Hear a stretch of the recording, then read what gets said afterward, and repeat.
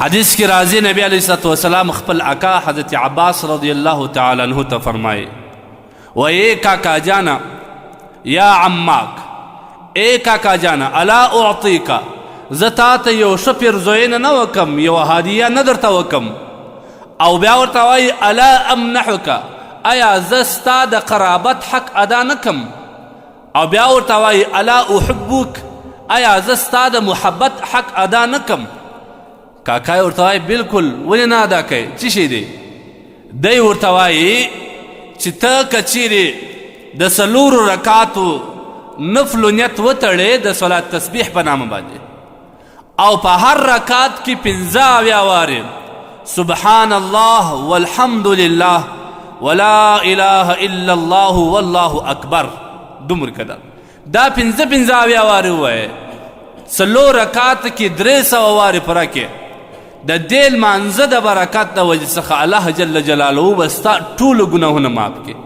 یو حدیث کې خو لا دا اضافه هم رسوې ده که ستا ګناهونه د ریګ د غونډۍ په شان باندې لا به هم الله تبارک وتعالی معافي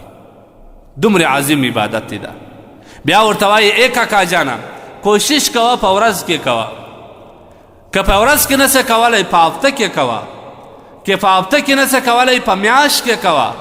که په میاشت کې نسې کولی په کال کې یو وارې کوه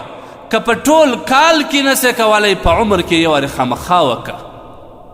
هغه دغه عبادت دی دا د صلات تسبیح په نامه باندې زموږ فقهای کرام لیکي د دې افضله وخت دا دی چې کم وخت د ماپښین وخت را داخل سو د یوې بجې څخه راځه بیا د ماپښین د لمانځه پورې دا افضل وخت دی نور د هر وخت کې جایز دی هر وخت چې نفل جایز دی دا هم جایز دی د اشراق په وخت کې جایز دی د ماپښین د لمانځه نه وروسته جایز دی د مازدیګر د لمانځه نه مخکې جایز دی ماخستن په تهجد په وخت کې جایز دی خو افضله وخت یې دا دی چې کم وخت لمر زوال وکړي د ماپښین وخت را نه ویسي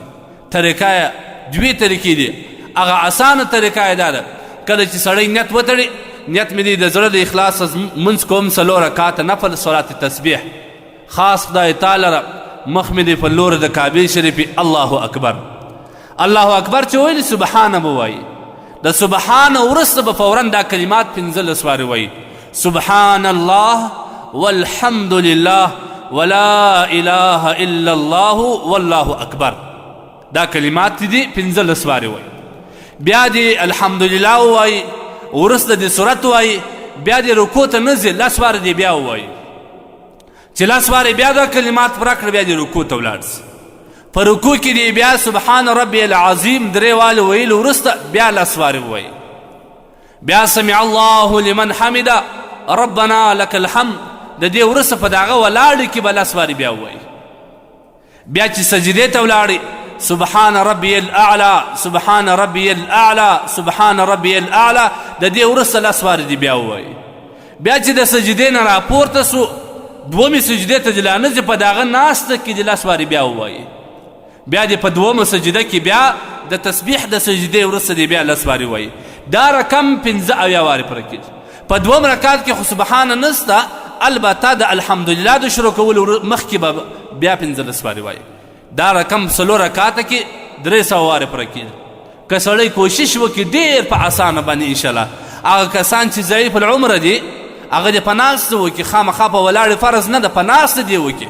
خو البته د دې فضیلت څخه دې نه محرومه کېږي دا دې وکړي خامخا که نور نه یې په دې روژې په میاشت کې په هفته کې یو وارې وکړي که نور نسي کولی دا یو ډېر عظیم عبادت دی په دې روژه کې باید دا وکړي او د دې وروسته بیا بل حدیث کې دا هم راځي که یو کس په زړه په اخلاص باندې د خدای جل جلاله څخه دعا وغواړي الله یې قبلوي بیا وروسته د خپل ګناهونو د مغفرت دعا وغواړي هغه غفلت چې دا ټوله 11 میاشتې یا مخکې راسه سوی دي خامخا انسان دی ګناه کېږي هر څه کېږي الله تبارک وتعالی سه وغواړي چې خدای معاف کړي الله تبارک وتعالی ارحم الراحمین ذات دی او په روژه کې د ده مغفرت بهانه غواړي الله وایي ادعوني استجب لکم زما سه وغواړه زما ته دعا وکړه الله وایي زه د قبلوم نو لهذا نن سبق چې کوم دی د صلات تسبیح یو ځلې بیا طریقه دا تسبیحات دا دي سبحان الله والحمد لله ولا اله الا الله والله اکبر لا حول ولا قوة الا بالله نور سره اضافه کېږي بس دومره قدر دی په اول رکعت کې هم 15 وارې په دوم رکعت کې هم 15 وارې په آخر 2 رکعت کې هم 15 وارې خو البته په اول رکعت کې چې شو سبحانک اللهم وروسته 15 وارې او په دغه رقم د الحمدلله نه وروسته 10 وارې په رکوع کې 10 وارې د رکوع څخه چې راپورته سوې بیا په دا ولاړه کې 10 وارې او په سجده کې 10 وارې د 2 سجدو په مابینځ کې 10 وارې په آخر سجده کې 15 وارې په هر رکعت کې پوره کېږي.